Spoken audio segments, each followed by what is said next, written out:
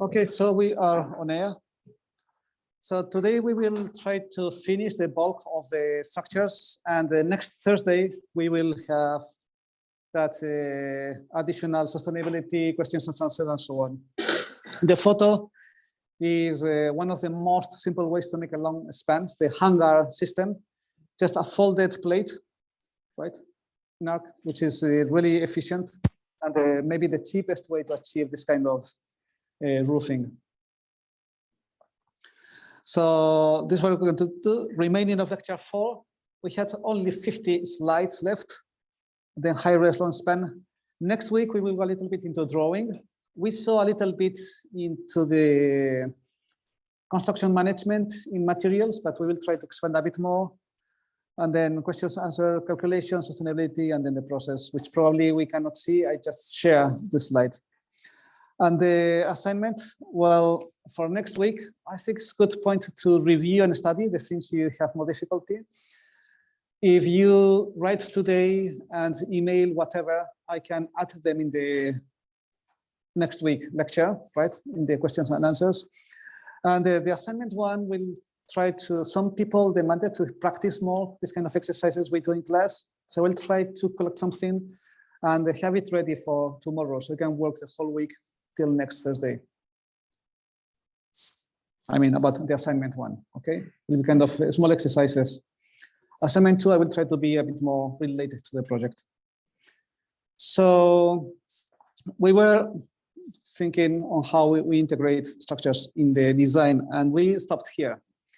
So I just selected a few buildings, very different, but in which they have a lot of complexity in the structure, right? And this is clearly a building which has a big gesture, right? Important element, and then an independent front element. But then what is surrounding is quite conventional structure, right?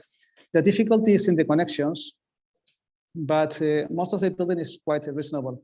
So you'll see how the architect looked for 1, 2, 3 rhythms of a structure, right? Totally rectangular grid. With freedom, this is obviously probably offices and much more usual everyday programs.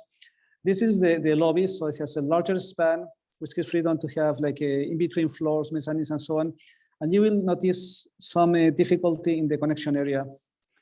And for the main element, you have probably supporting walls and structures which really relate to that shape, right? And the self-standing element is self-standing. We cannot go much into detail, but you see how structure is essential part in the planning of the design itself. This is more recent, quite popular, Ishigami-kun. He's younger. So this is quite exceptional. It's a very small structure. And here we apply one of the things we already commented. If you want to make very slim columns, and this is seismic area, right? You have to put a lot of them. And then that's a very extreme vision of that not need to always long for spaces without columns, right? Columns may make the space itself. And this is one example. With regularity, and the plan looks very random. Actually, you see this actually one very strict grid, which helps organize everything. And then there is only one way of dealing with it. So we have only two levels. Columns which exceptionally will be in the nodes or probably in the main lines, right?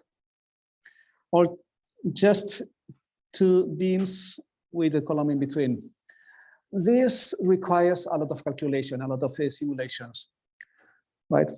But you'll see that they are like clusters, right? Which kind of organize the space in larger areas and smaller areas. And then the multiplication of columns and the reduced size of the modules helps engineers to modelize.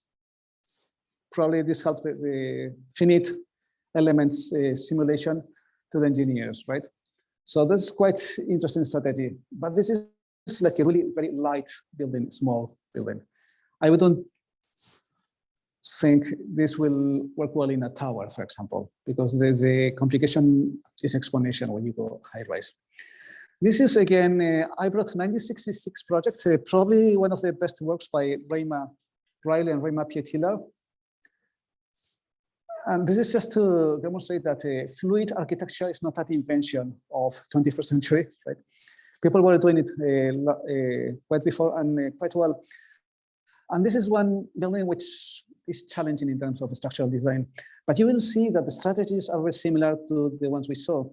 So we have a very functional area, well, quite cleverly organized, right? And the most expressive area, which is the auditoriums and some kind of large rooms with landscape and so on. So in the functional area, you have like a series of a span. And this is strategy to have to alternate a small and large span so you can integrate stairs and service elements, right? It works quite well. But you have quite a regular grid for all the functional elements, transition area, and then the special elements, which are very organic, very complex. But in the end, as in all theaters, you will have big structural elements to have the scenario, and you will notice the structural elements to support the main beams to have not the structures in the hall, right? So you have always the structure finding the smaller span and to adapt well to that kind of a formal design. Most people will not try to make a structure in this sense. So you can, but it will be much more difficult and will be against the design itself.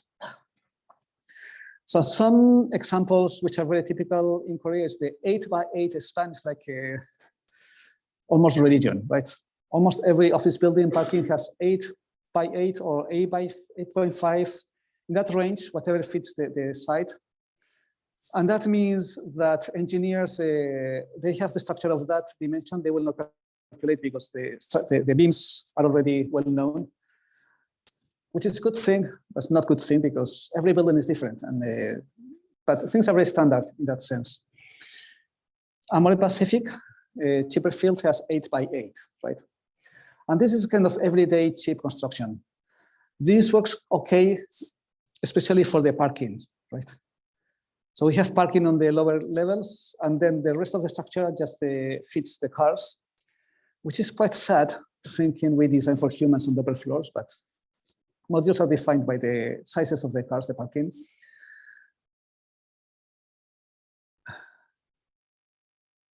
Right? But, well, in terms of housing, for example, it's very weird module. It's not easy to organize things inside.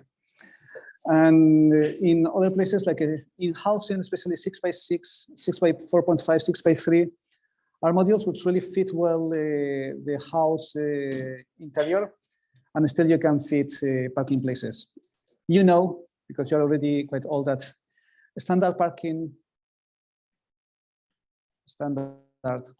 is about 2.5, 2.2 to 2.5, and 4.5 to 5, more or less. This is a standard almost everywhere. This is the size of one car. This is why the 8x8 lets you park 3 cars, right? And still have margin for columns up to 60, 70 centimeters, which is quite large.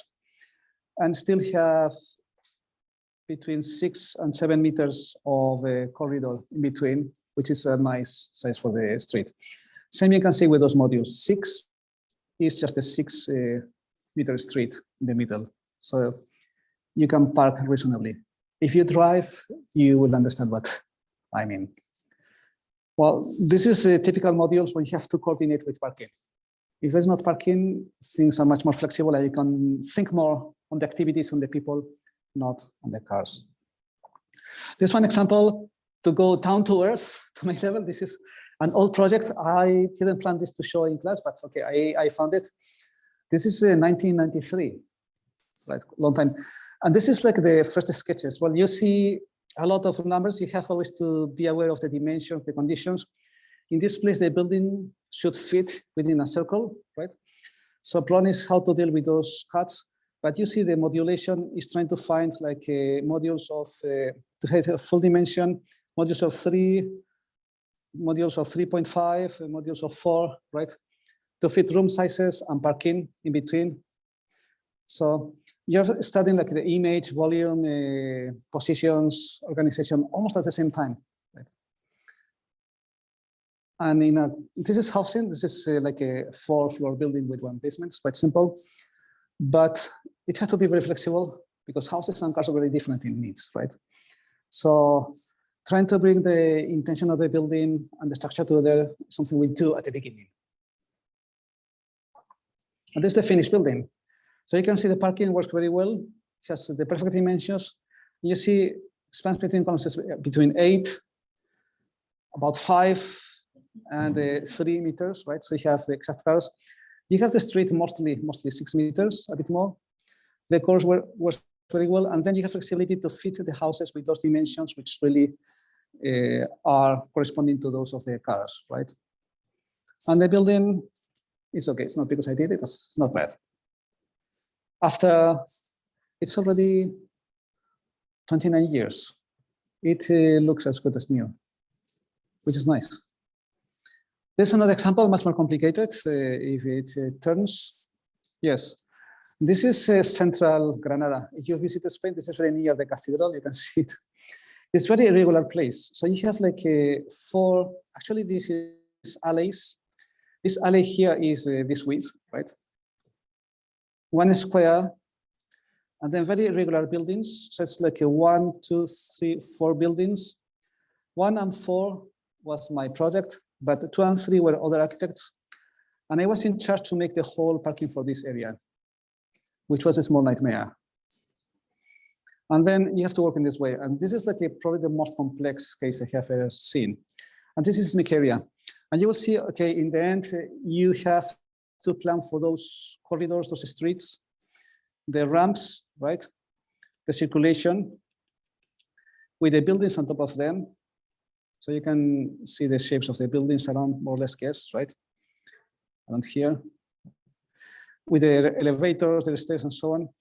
So the exercise is to fit the structure with accommodates the car size, but also will fit very irregular houses.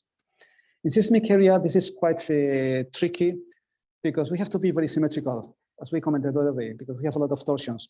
Fortunately, these buildings were small. Well, this is a little detail. This is like a really production drawing.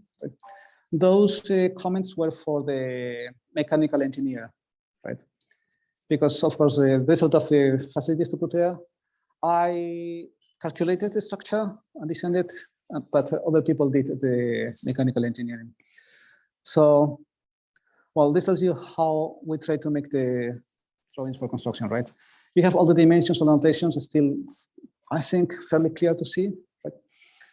But the point is how important is to really be aware of the dimensions and the possibilities of the structure. And in this case, since the structure was quite irregular, we follow, this is one of the upper floors. This is one of the buildings. You have columns, right? There's like a border retention wall, and then waffle slab. This is for you to see how it is done. These parts around the columns are solid slab because there's a concentration of load, right? We'll see later. And the rest is just the waffle, right? It's small ribs crisscrossed. And what you see about is the additional steel reinforcements on the top part. Okay, so the waffle slab is very well balanced, it's very safe, and it allows to compensate for those irregularities in the structure. In this case, post and beam would be really hard to manage because beams would be always in very odd angles. So this also makes you choose not only spans and the columns. Of course, column system was a must here, but also the structural system, right? Here, beams would not work. Solid slab could be, but was a bit heavy in this case. So this was quite, and this is how it is built. So this is lost form, so it will remain there. And you put the bars you need in between and on the top, right?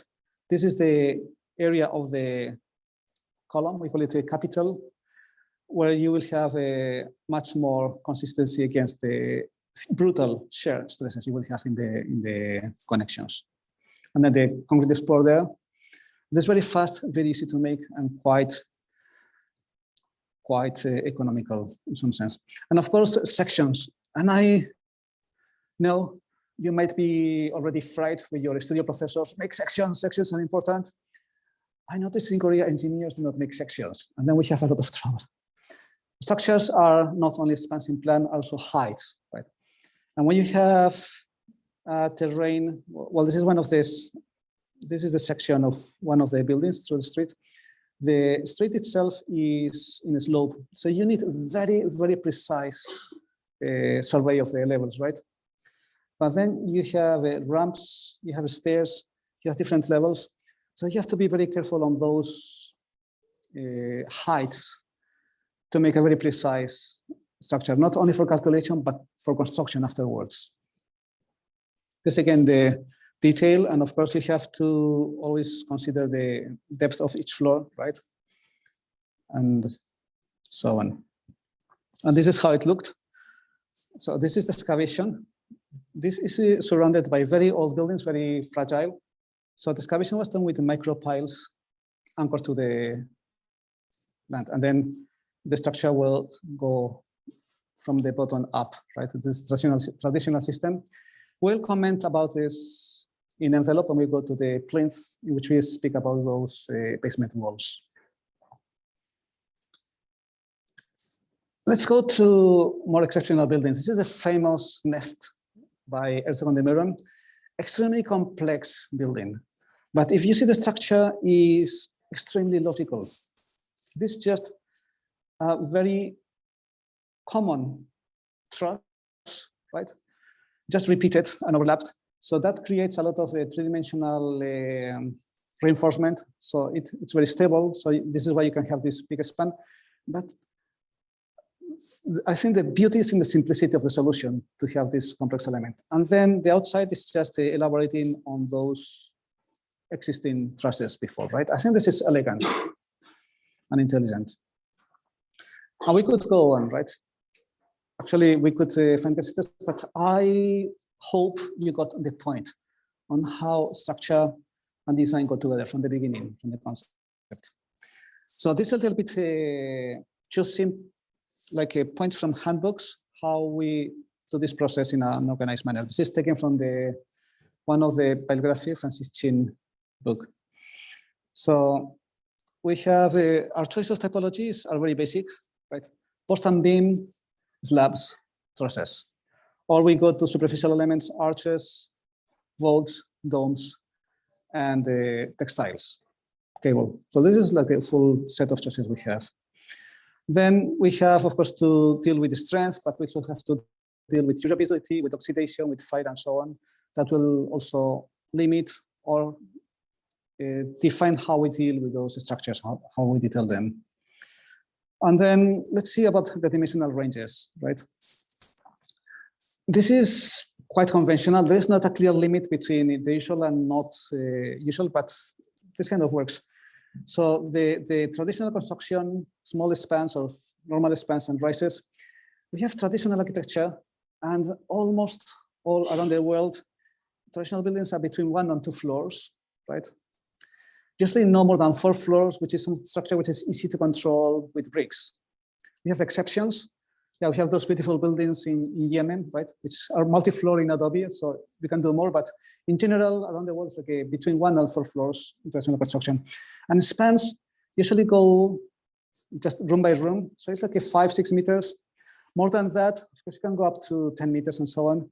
But more than that's monumental. So you have churches, temples, and so on. But most buildings work very comfortably with those dimensions, which are quite on the human scale, right? The spaces we need every day.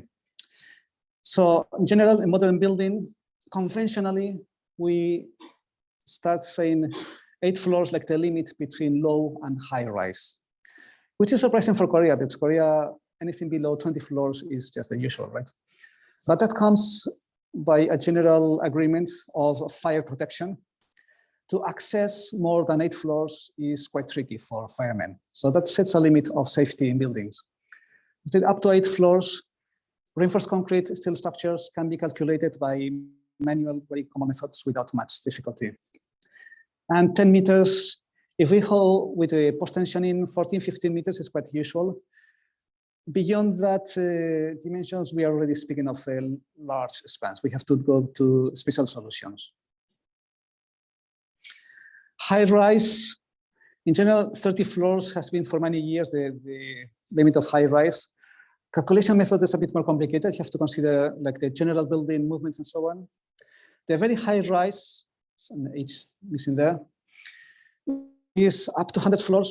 The 100 floors limit is very recent because Empire State and those buildings were in the 100 limit, right? And even Twin Towers and so on. And we have the super high rise, which is the most recent development. The super high rise is extremely specialized. I remember in 1980, maybe, the tallest building in Madrid has 40 floors, right? So 160, 120 meters. It had to be one company from the US, Yamasaki, who did. There was not engineer in Spain able to do that. Now, almost anybody is able to, well, not anybody, most engineers are able to go to 100 floors, but beyond that, it's really, really specialized. Very few offices in the world can do it. And long span in construction is between 50 and 50 meters. 50 meters, you can go to most sports facilities, right? Theaters usually are not so big. It's very rare to have more than 30 meters in a traditional theater and so on. But of course, we have seen spans up to 300 meters, right?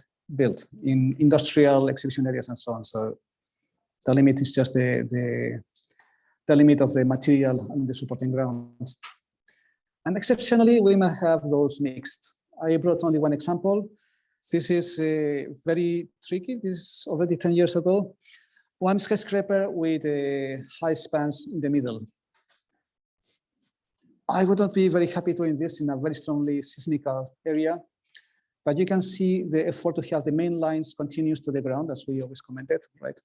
You have a small irregularities, always very soft made, and then always the heavy elements going into the smaller span, not into the larger spans, right? To have this quite in control. And having, this is the bracings, right? To have like quite strong areas, making a transition between very, very reinforced areas and more flexible areas. So there's not a huge difference between both. So this is quite unique. And this is the ground. So you have a lot of basement and quite a strong support there. So this is mostly slideshow just to remember, because I think you have already the basics, but I got some books from the Japanese, right? Within construction, typically we do 1-2 floors, and the 2x4 system, which is imported from the States, is very developed and commercially available, and you have, it's kind of handbook, so you can follow the instructions to make them. I don't know why did I put this here, but well, I had it. Earthquake baroque, it's interesting that the traditional construction, this is just masonry, can be earthquake proof, right? And this was just like having like a huge walls, right? With the trusses in timber. Trusses would be anchored in the stone, right? So this will be extremely strong against the earthquakes. And to have flexibility, the mortar contains a lot of egg whites, which makes a kind of glue, very flexible, egg white. You know the egg, you take the white, you mix with the mortar, you have a very flexible mortar. It's like before the polymer. This is why Philippines have so many chicken and this kind of chicken fights and so on. And the dessert dish is made out of the egg yolk, right? So they had a lot of eggs, so they had to eat them. So the dessert, they call it leche flan.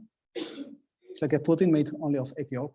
If you go to the Philippines, well, it's called from the construction system. By contrast, buildings made recently with concrete usually fall down on earthquakes, right? This is my photo. I visited in 1990, and some of the buildings we were going to visit were already disappeared because of recent earthquake. Concrete has not any mystery. You can see this kind of construction everywhere, so I will not comment on it. Just as an example, for 10 years, the largest concrete structure in Europe was in Madrid, 36 floor, 175 meters of tower, with the traditional reinforced concrete calculated by hand. Still, post and beam is very common, but very tricky, as we commented. So the steel is very easy to calculate in some way. The shapes are beautiful, right? It makes for beautiful details, but just the complication of connections, of decks, of additions to have the slab on top of it. And as we commented, those post and beam connection is really tricky. We can elaborate on it, but the easiness and elegance of steel has its counterweight in the complication of the connections, especially in multi-floor buildings. And of course, you have to protect against fire, against corrosion, against acidity, and so on, against electricity, as we said, right? The static electricity. So it needs a lot of care and often maintenance. Of course, still allowed to have a high rise. The start of the skyscrapers was Chicago. And it is amazing to see with today's eye, without experience, people were able to make those buildings just with columns and beams of really low quality steel at that time yet. So for the choice of floors, this is selected from materials. This is in the book of the classes, but I think it's quite practical because we had an idea of what is the usual span, what is small span, but by systems, you have kind of range.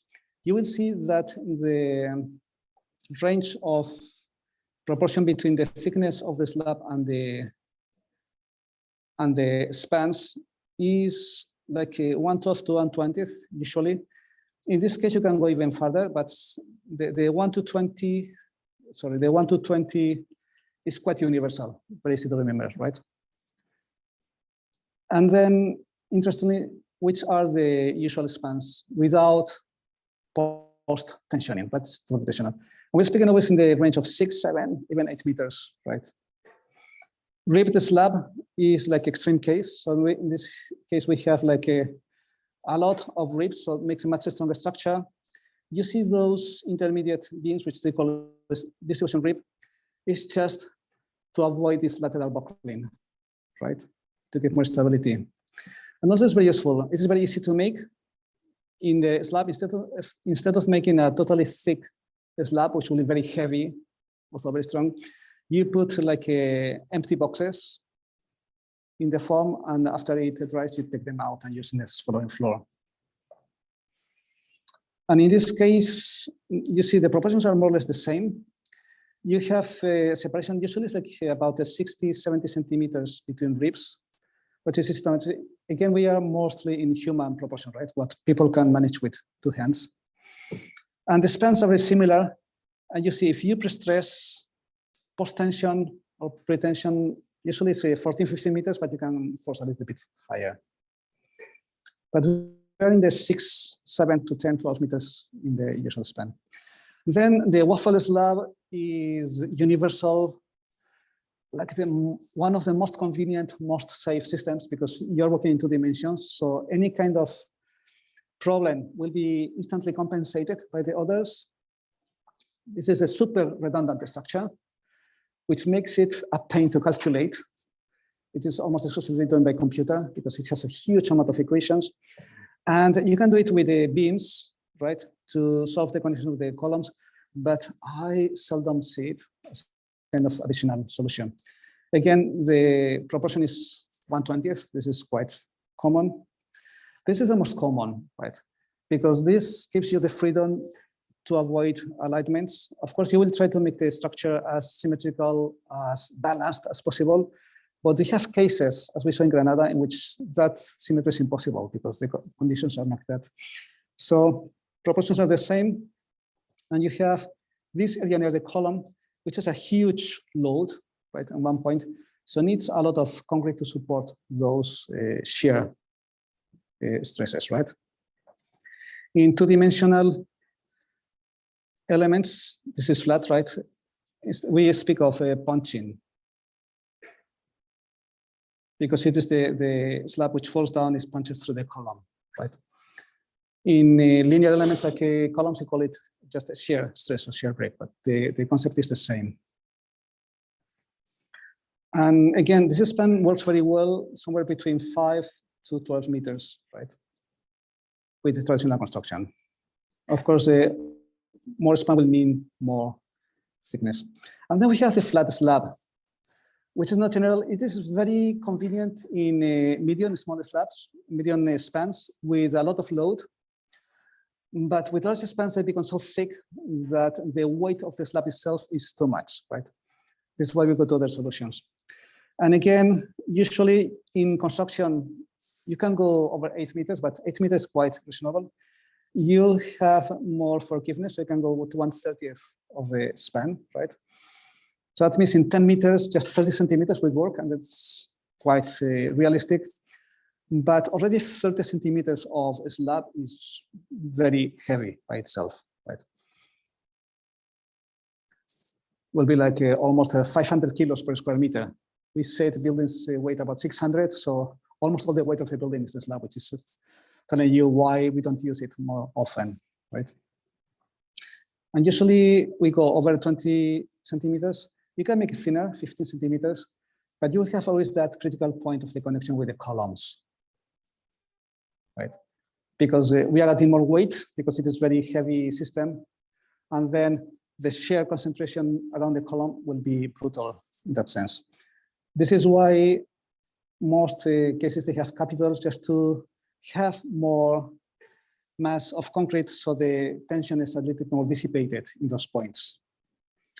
This is another example of how this is done very often, right? And of course, we have negative moments. So in old days, we would try to save a lot of steel and put it only where necessary.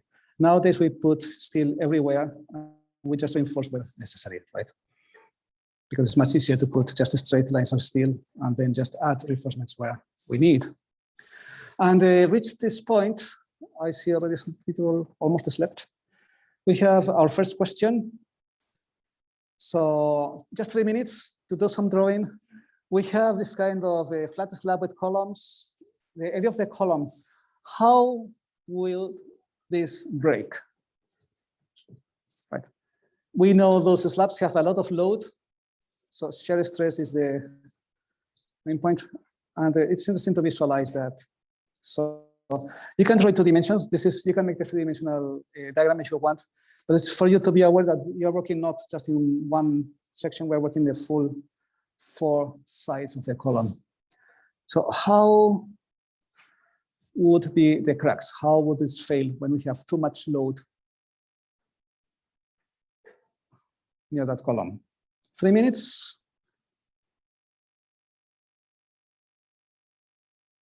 Maybe it's too long, but we have to draw, so better we give a bit more time.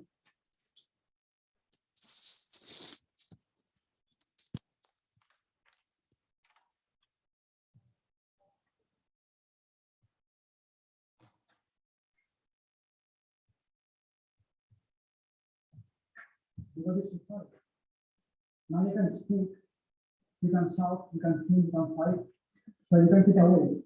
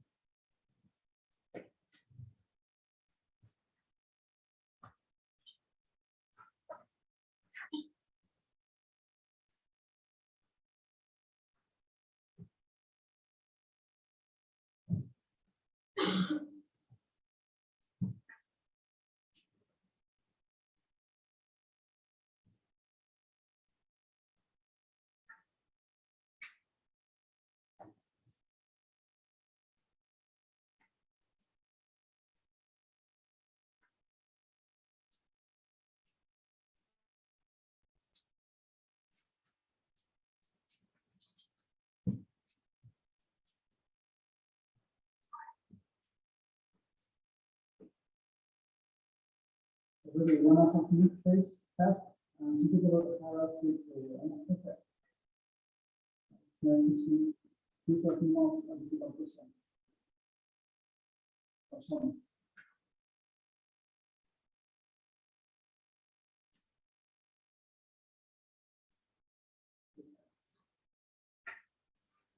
So we're speaking of the collapse of the slab. We assume the column is coming up, so the floor is not in the column. Okay? The break is the slab. No, that's okay. Just go on it. Still 1 minute left.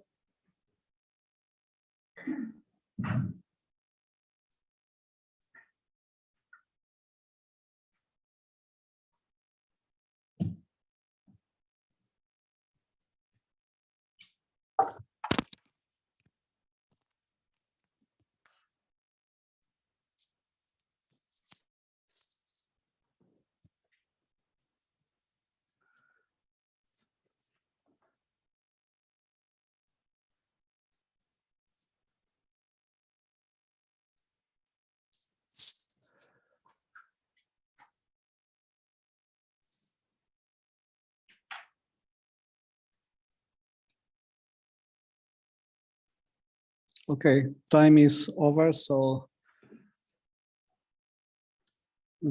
for those who have it clear, which quite a few, perfect. You got some concept. For those who still struggle, the more you see it, the more you will be familiar with it. To tell you the truth, when I was a student and I had the first course of structures, I was also in panic, and my whole class was in panic. But that happened in the first course. In fifth year, we were already familiar with things. But actually, going over and over the problems and getting familiar with them helps understanding things, which at the beginning seemed too much.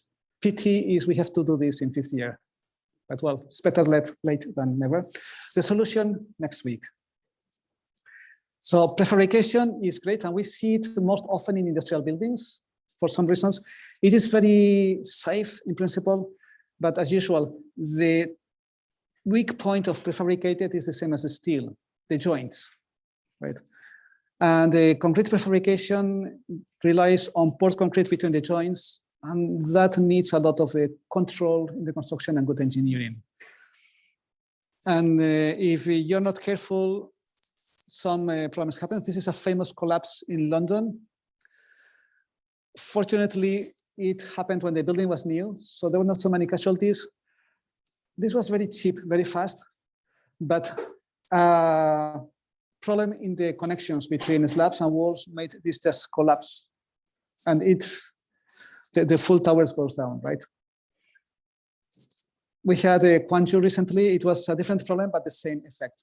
Once one floor fails, the whole span goes down. After this was 1968, that optimism to use prefabricated to make cheap housing just vanished. People like to have something more solid, more safe. And this kind of construction you will still see, but I insist mostly in industrial buildings, not so much in housing. Steel frame and floor, I just brought one example from the plazas. This is typical one-directional spans, right?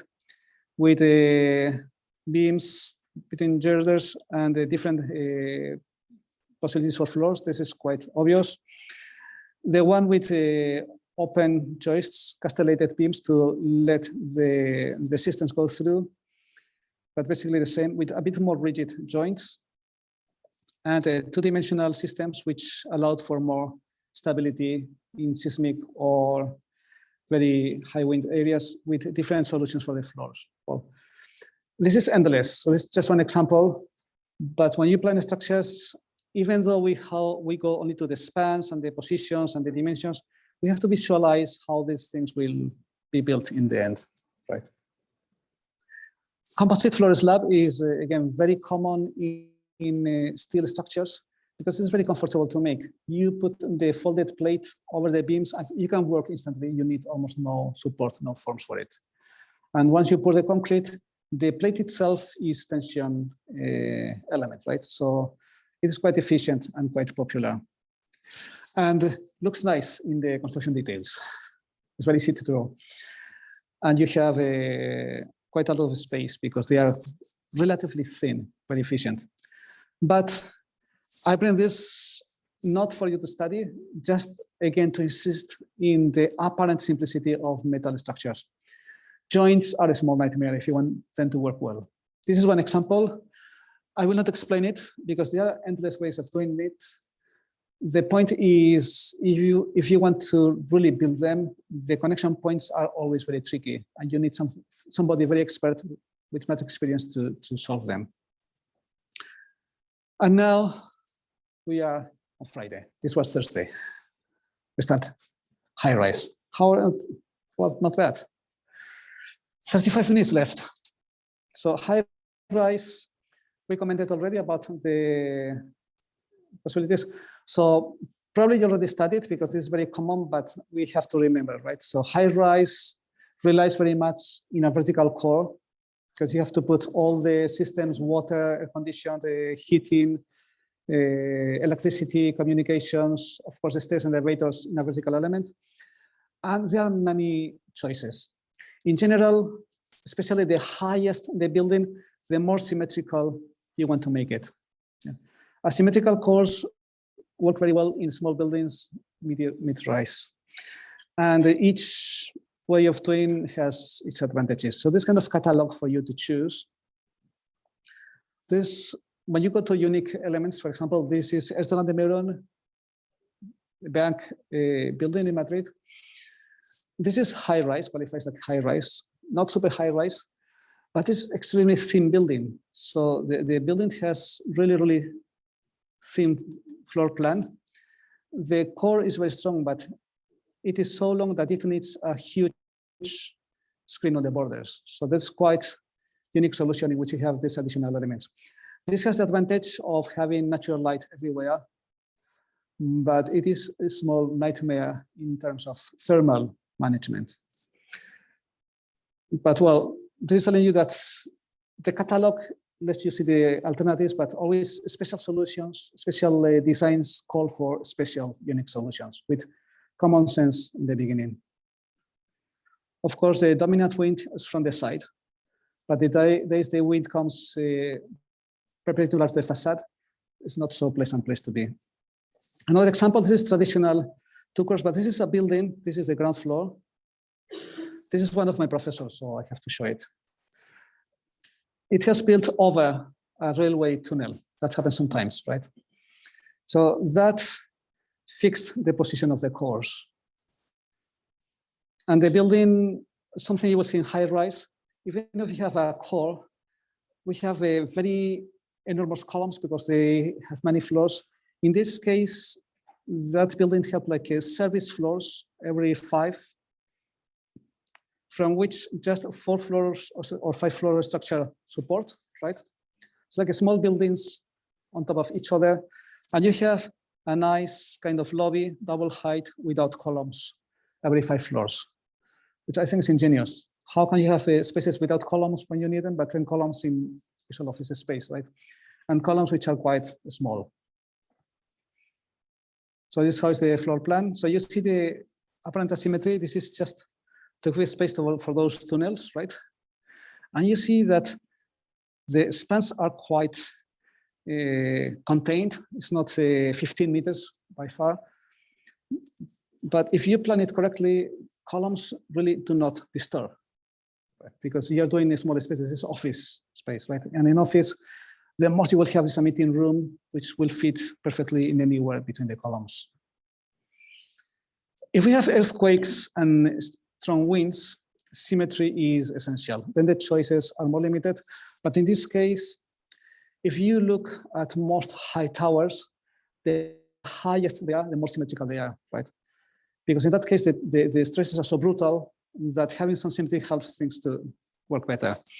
So that defines the design. And of course, you will have many choices going from the core or going to the exterior, right? In the exterior, you will have always more strength against the torsional moments because you have more distance between strong elements, but that will affect more to the facade. So there's a choice you have to make depending on the kind of building you're making. I added a Japanese slide for those who are more comfortable with Chinese characters. And then this is very simplified progression of structures. This is not fixed. So there are many solutions in between. But as we saw, the typical ramen works well. We saw buildings up to 30 floors, but 10 floors or so is quite comfortable. When you go over 10 floors, 15, you have a lot of horizontal movements, so you will benefit from having cores or rigid walls in between. When you go higher, I was speaking over 30, 40, 50 floors, you need this kind of a truss right, belt truss, to connect the core to strong exterior elements to give more consistency to the building. And then in very high buildings, and again, we are speaking between 30 and probably 100 floors, go to the tube system in which the whole envelope is kind of a perforated tube. This is all structural. It's like the waffle, it's like we saw, but like a waffle facade. Well, not really waffle, but grid facade, which together with the core makes for a very strong structure. It's what we call the tube structure. And then if we combine those solutions, we have the mega truss, which has been the usual solution until Burj Khalifa Tower, right? This can be trusses, vertical trusses, or mega columns, as we see in Chamsil Tower, right? But the system is similar. So it's kind of interesting progression of structural systems. Speaking of the tube, what we said can be a typical ramen, more narrow ramen calls, as we could guess, for slimmer structure, right?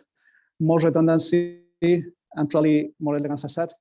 Diagrid is great because it allows for a very good distribution of loads. And it has been the structure of choice in many buildings, difficult cases. The only problem here is that usually we live in horizontal floors, and this is a pain to coordinate that structure in the facade with the floors inside and the windows and so on. And then the super truss in which the whole building is a truss. Regarding the floor, single tube for small buildings, double tube, which is quite a common system. This was the Twin Towers, the ones which were demolished in the 9/11, and the multi-tubes, of which we see some examples. And they all allow for taller and taller examples. It's an example of the exterior tube, right, with the internal tube. I brought this because we are used to see offices, and it is interesting to see how these towers have more difficulty to make the complex plan of apartments, right? But you see that we don't need like huge spans, right? It is quite a contained spans, and we have inner kind of a element with screens where we can put them, and then very regular exterior part. So this is like exterior interior tube, and this is concrete. So this SOM, especially Graham Kahn, is one of, not Louis Kahn, but one of the engineers, devised this system and became kind of standard, right? After the 60s, you will see this kind of a concrete structure, this kind of buildings, right? 30 floors, 100 meters, everywhere. Because it was like what was okay for the usual reinforced concrete at the time.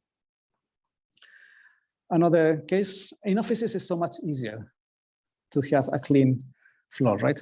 But again, it's the same system, but with the other version. As we commented, again, Graham, Goldsmith, and Kahn. I think Kahn was the engineer. So this is an interesting image I found, which tells you how we can combine systems to find the advantages of them, right? This is the lamen combined with trusses, and really they compensate the strengths and the advantage of each other. Citicorp, I brought here Le Mesurier, or Mesurier, is famous engineer. He did many skyscrapers, and this was like the one boldest, because they had to leave space for a small church, which remained in the site. So they couldn't have the main columns in the corners, which just by looking at it makes less stable structure. And actually they had to reinforce the structure during the construction because it was not safe. They didn't notice, and they kept it in secret until they fixed it. But the system is quite reasonable, right? You have the mega columns, mega truss, and then a series of reinforcements every 5-6 floors to make a strong tube supported in 4 points, right? Interesting, because I speak of tubes, is Toyo Ito. This is quite a small tower, 48 meters, but quite slim, but this very strong seismic area. And I found this interesting because this is just really steel plates making a tube with holes. And the floors are steel floors just welded to that. If you see the details, well, this is the diagram. That's quite interesting. You have exterior plate of probably about 20 millimeters, 19, right? Another exterior plate with a rigidizing U elements. So this is a structure, it's like really a box of solid steel, right? They have holes for the concrete to pour in. So this is filled with concrete to have consistency. And then you have the interior finishing with the insulation and so on. So you have a total of probably 25 centimeters, structure, envelope, everything together, which is quite interesting, quite unique way of doing. This is not cheap by any means, but I think it's a very interesting variation to tell you solutions are endless and possibilities also. Okay, I was trying to read and it was written here. Okay, so this is quite thin. 12 millimeters is a lot of steel, but it's really thin for this kind of big tower. The diagrid, again, is one of the favorite systems, right? And we have it often.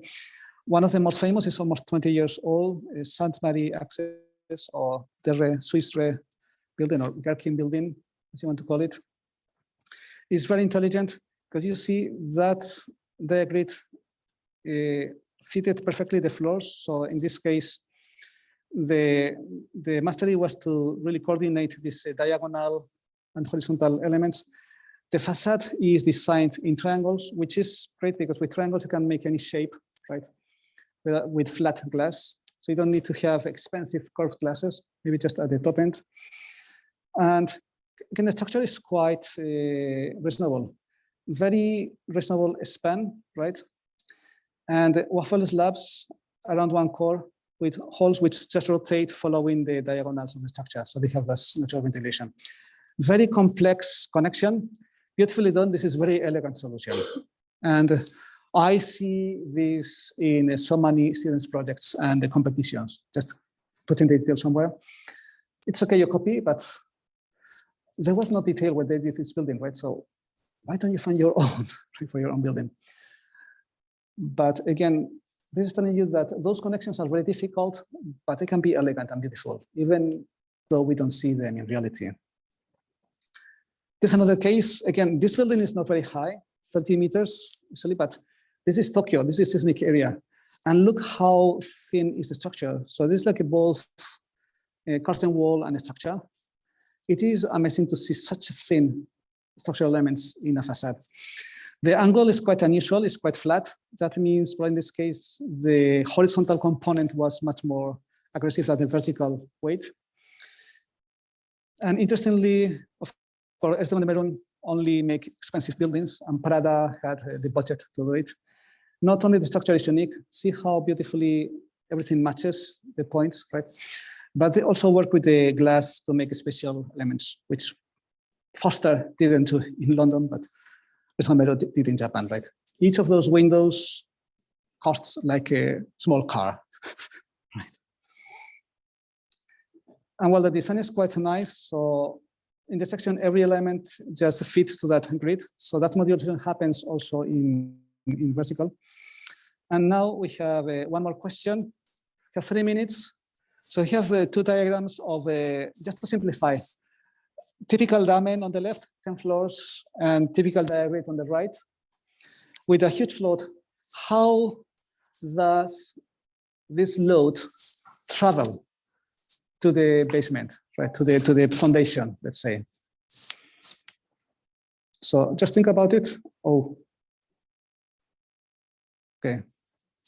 We have 3 minutes counting now because we have to finish today. If we don't finish, we're in trouble because then we cannot make the assignment.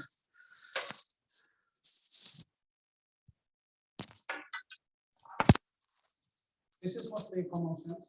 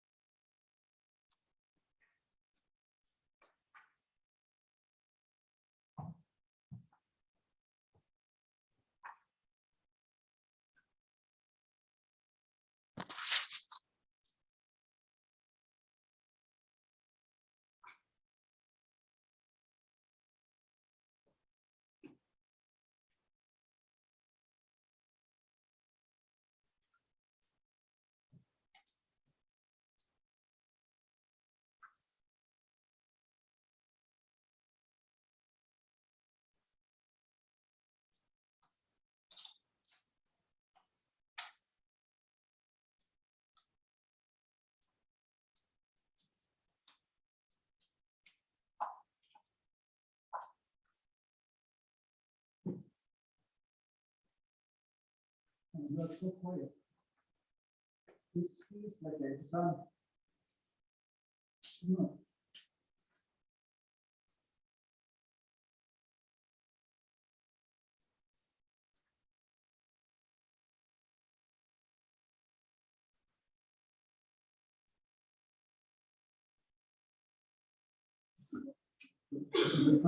You have put in the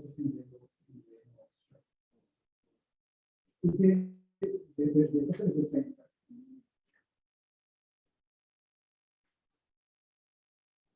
You know, one thing I feel when we have this kind of unusual products is that we have a tendency to think things are more complex than they are in reality. Actually, often the solutions are much more simple than what we are trying.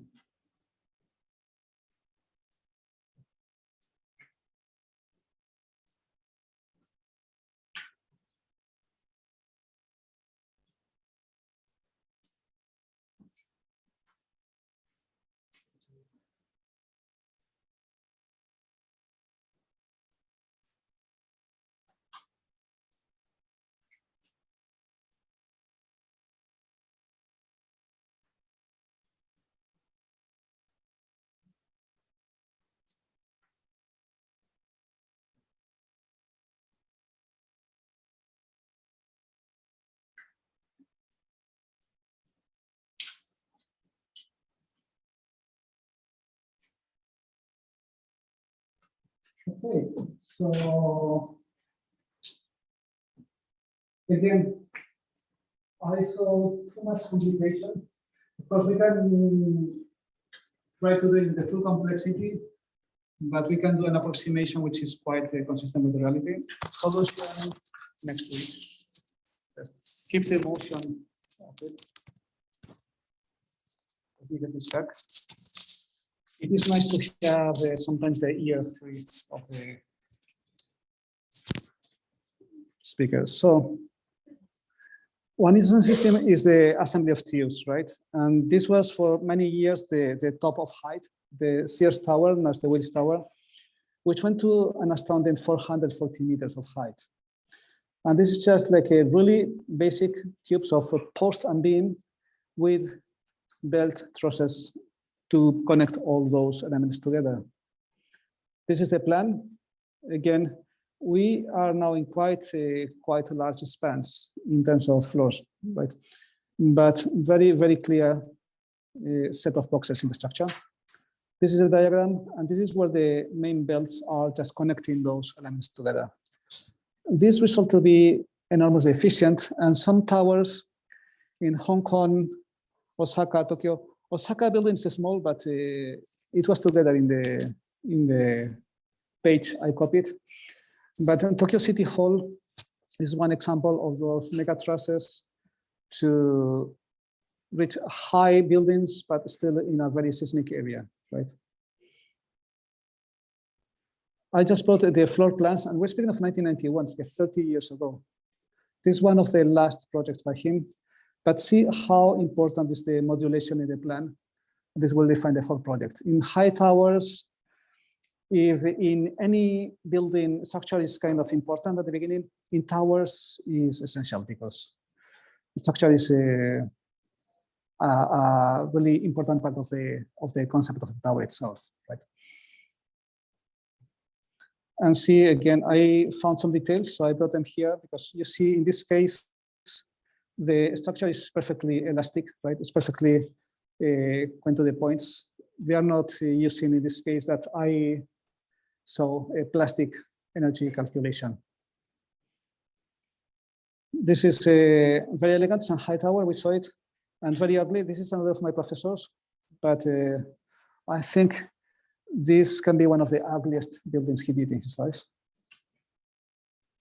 And in a special case, this is in Madrid. This happens sometimes the top-down construction.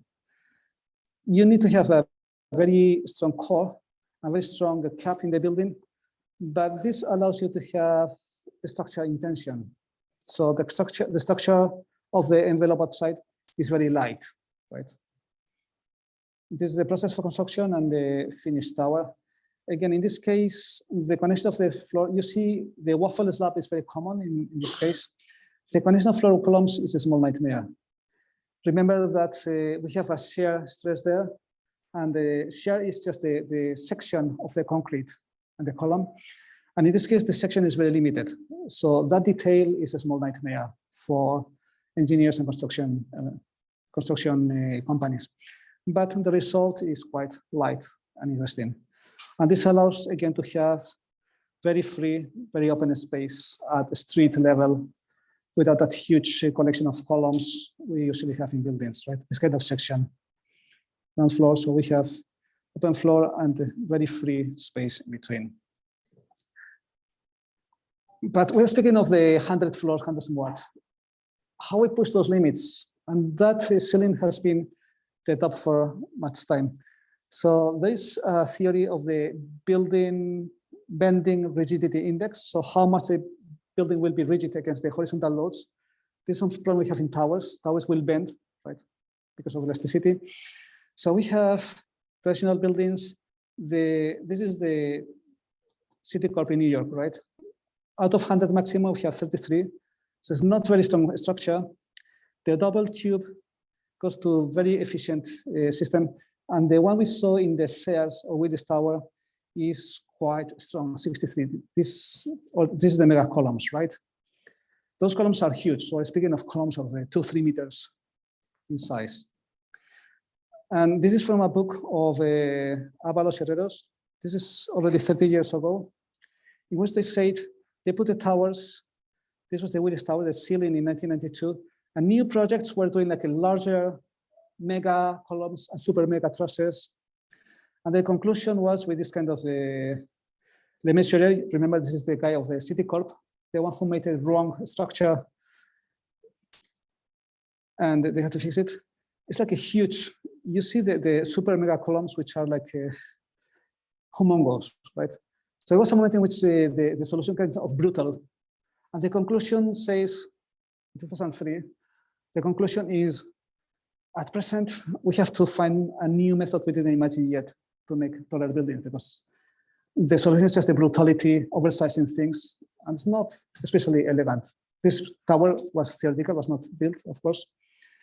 And then we have to go to a different vision, volcanic tower. Remember Frank Lloyd Wright? Actually, he was the anti-tower guy. In his Broad Acres City, you can see he planned for the tallest tower. He had only real tower, one project, beautiful one. You may want to study it because it's quite ingenious and quite inspiring. And he built only one in Oklahoma.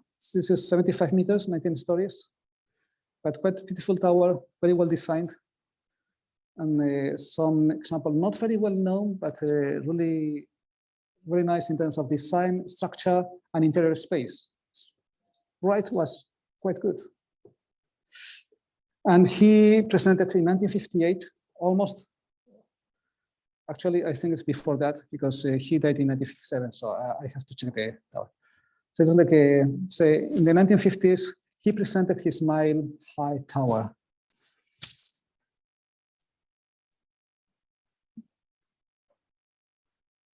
Okay, he presented a drawing. It wouldn't fit in this room, the drawing itself.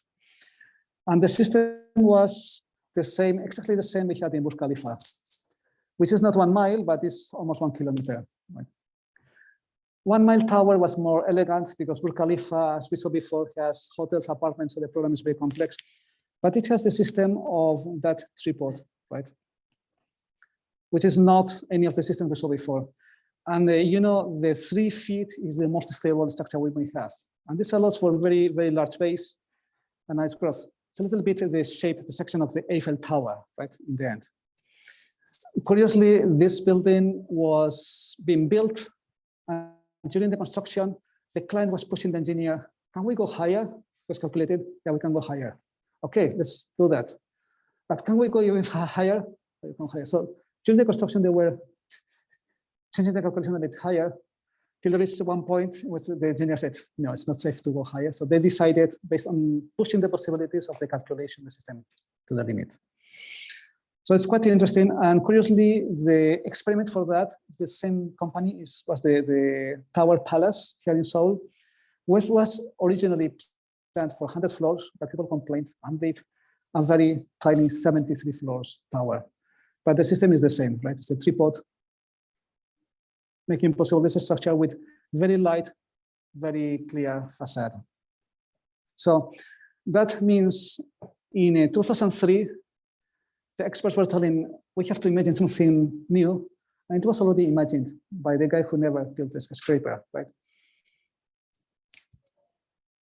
You are going to go to the world next year, so you can imagine things. And it's not, you see, it's not so much the data anxiety to find the formula, the calculation, is to have the idea clear, the common sense, and the logic of the structures, right? Long spans, not much a secret. We said usually 10 to 15, if we go to pre-stressed, is the usual, but over 30 to 50 meters is the largest we will go usually in construction. You know that we go over 30 meters, we have the thermal load, so we have to consider that expansion and contraction in the structure. We say that less than 30 meters buildings, we can ignore in most cases, but when the building is large, we need to consider that. And over 40 meters, remember the deflections are brutal. So especially that the structures is one critical element that together with thermal load, winds, earthquakes, and so on, may make the structure just collapse. This is taken from the book of Chin again, which is very good diagram telling what is the range of spans. And you see in architecture, very seldom we go over 50 meters. Very few programs will call for more than that. And this is interesting because even though we saw one by one the horizontal systems, we have here a system of different horizontal elements, floors, beams, and so on, with the range of dimensions. Okay, in the spans are down. The spans are down in the page. Well, now the Zoom things hide it. But the question is, the grid is 4 feet, right? 4 feet is about 1 meter, no, 1.2 meters. So this is the kind of scale. That's the problem with American sizes.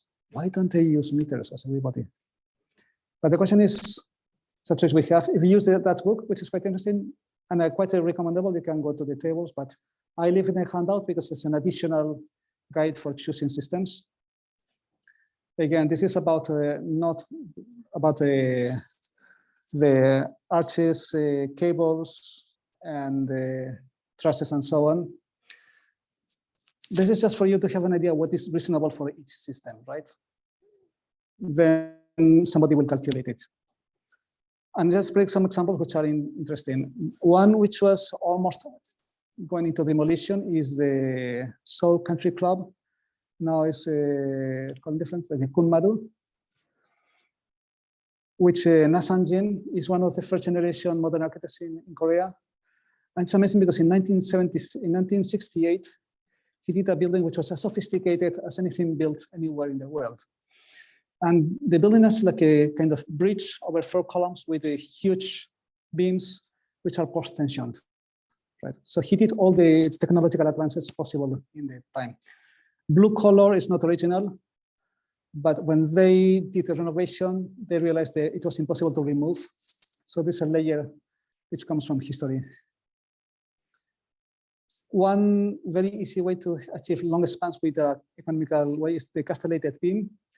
So you know the I-beams, the secret is you have the wings separated, so you have a lot of tension in the borders, you have a big moment. If you just cut them and re-weld them, you have more distance. So you can have much more moment with the same beam, which is quite economical. And then you have holes to pass all the electricity, ventilation, and so on. So this works very well in long spans, but as you're losing material, it's very weak against shear stress. So you'll need to put rigidizing elements and usually use where the loads are not very excessive. Another example, umbrella system is very unusual, but interesting. This is a Perlugi Nervi, we didn't write it. And it has the advantage to allow for, well, those will have some connections for stability, but you have a long span with very easy natural light inside. This is used in very large exhibition halls, or the one by Rafael Moneo in the station in Madrid, which is not as elegant, still quite carefully done, but this allows for that lot of light going in. And of course, this is single standing columns. This is very critical in terms of column design and foundation, because this is not redundant at all. One of those columns is as expensive as my house in Madrid. I have to mention the geodesic structures. Again, we have a Buchner Fuller, which was the genius of the geniuses. This is the one in Montreal, right? It didn't last long because it got a fire. It was covered in plastic, so was not so much optimism. Now we have materials like the Teflon, FTA, PFTA, and so on, which can do it. But curiously, we have commercial systems. This is the catalog of Mero in the UK, but you can find mine, which is just the bars and the connections. And you can make any kind of a structure amazingly big in a very easy way, right? You can see them still around the Seoul, right? I remember now the parking in Jongmyo, in front of Jongmyo, is this kind of structure. Not especially elegant, but okay, this is one system we have. Then arches, some of you asked about arches. There's a way to calculate arch, right? But the easiest concept is to look at the catenaries. You have a cable and you load it, you have finally one arc. That means this element is in pure tension. If you invert it, it will be purely in compression. And the secret of arcs is to have rigid materials working purely in compression. The stone brick arcs, right? The only thing is the more shallow the arc is, the more strong is the horizontal tension there. But arcs, we know by experience that are very hard to break. You have buildings in ruins, the whole building ruined, but the arc is still standing. Because any masonry material is so strong against compression, it is hard to find the pressure which will break it, right? That's the point. Then there are methods for calculating. If somebody wants to do it, I can give you the reference and you can work on that. If you go to three-dimensional, we extrude one arc and we have 1 volt, works the same. But very interesting is the case of folded plates. We know the flat is very convenient, but soon we have big deflections and we need a lot of material. Oh, let's go fast. So the folded plate is interesting. One interesting case is Samaris Cathedral. The hyperbolic paraboloid is one system in which you have a beautiful, elegant curve, but based on straight lines. So you can make the form with the planks without much difficulty, and you have a beautiful space.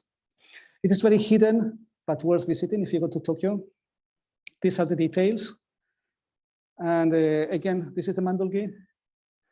We have a sheet of paper, 14 centimeters, and a free unhinged element. So if we put just a paper with a very simple load, this is what happens, right? The deflection is enormous. And this is clear. We have some cantilevers, so we have this kind of shape, which is familiar, right? If we make the arc, deflection is much more, and we have much more heavy element. Look, interestingly, this is fixed. The original arc was like this, right? If we go to the beam, if we make this straight, we'll have this kind of a deformation, right? Which is always seen in one beam. So we may have some kind of moments, negative moment and positive moment in those areas. Tensioned the exterior of paper, tensioned the lower part of the paper. But if we fold it, I increase the weight, nothing happens. Nothing happens. Full with water, nothing happens, right? And I didn't put more weight to avoid a mess at home, but it didn't notice anything, which means they are very efficient and very easy to build. This is the point of those things, right? This is in the limit of buckling, right? But it's like a 90 times, almost 100 times the weight of a sheet. Next, we have the pneumatic elements. The cable, important thing is to have two families, one element pushing up and the other pulling down, so we have them always in tension. And that, you have many shapes, there's catalogs of that. And this is a beautiful example in which you have two families to make a really nice shape. Again, Kenzo Tange was maybe not right, but was a really good guy. Well, he was talented. So you have the system of the cables pushing up and the ones pulling down, two families. But see the brutal anchor you need to have this secured. The tensions are brutal there, and we have 126 meters of span there. You have a catalog if you want to see around, right? So this is close to the tensegrity principle. It is as cables, things are floating, right? And a catalog of pneumatic, cable tensioned, hanging structures, and so on, right? And then we reached the end. We did it. You can tell me we went fast, but this was mostly a catalog of things, right?